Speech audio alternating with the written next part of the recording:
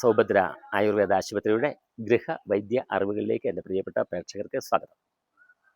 ഇന്ന് വളരെ പ്രധാനമായിട്ടും അറിഞ്ഞിരിക്കേണ്ട, നാം മനസ്സിലാക്കി വെക്കേണ്ട ചില കാര്യങ്ങളാണ് നൽകുക.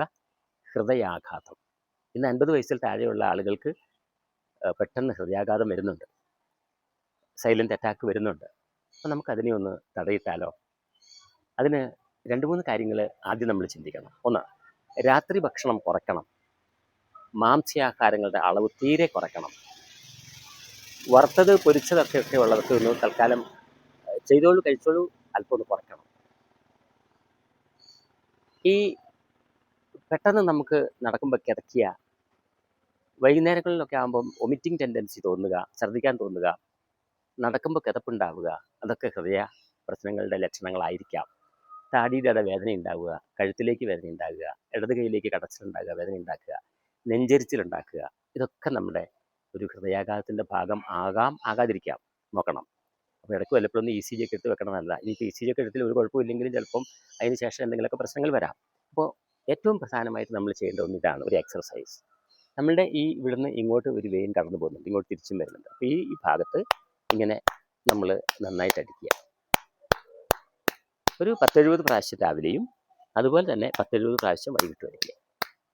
അപ്പോൾ ഇതിങ്ങനെ ചെയ്യുമ്പോൾ ഈ ഒഴുകുന്ന രക്തങ്ങൾ ഒന്ന് തടഞ്ഞ് ഒന്ന് നിന്നിട്ടോടും. അപ്പോൾ ചെറിയ ചെറിയ ബ്ലോക്കുകളെ തള്ളിക്കളയാനായിട്ട് അത് സഹായിക്കും.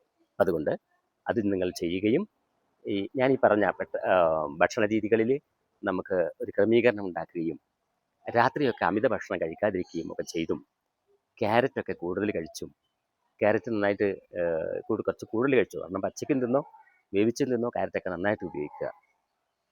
അങ്ങനെ ചെയ്യും. ഈ എക്സർസൈസ് വളരെ പ്രധാനമാണ്. എല്ലാവരും, ആണും പെണ്ണും എല്ലാവരും ചെയ്യണം. അങ്ങനെ ചെയ്താൽ നമുക്ക് തൽക്കാലം തടയിടാൻ കഴിയും. ഇനി കഴിഞ്ഞ ദിവസത്തെ ചോദ്യം ഇതാണ്: മൂക്കിൽ ദശ വരുന്നതിന് എങ്ങനെ പരിഹരിക്കാവുന്ന ഒരു ഔഷധ ചെടിയെക്കുറിച്ച്.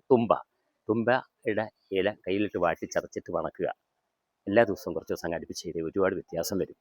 ഇന്നത്തെ ചോദ്യം ഇതാണ്: വയറുവേദന, ഗ്യാസ്, പെട്ടെന്ന് വരുന്ന വയറുവേദനയും ഗ്യാസും ഒക്കെ കുറയ്ക്കാനായിട്ട് ഒരു നല്ല ഔഷധ ചെടിയുണ്ട്. ഏതായിരിക്കും അത്? ഉത്തരം നൽകണം. ഈ ഹൃദയാഘാതവുമായി ബന്ധപ്പെട്ട കാര്യങ്ങൾ നിങ്ങൾ ശ്രദ്ധിക്കണം. അത് നിർബന്ധമായിട്ട് നിങ്ങൾ അതിനെക്കുറിച്ച് മനസ്സിലാക്കി വെക്കണം.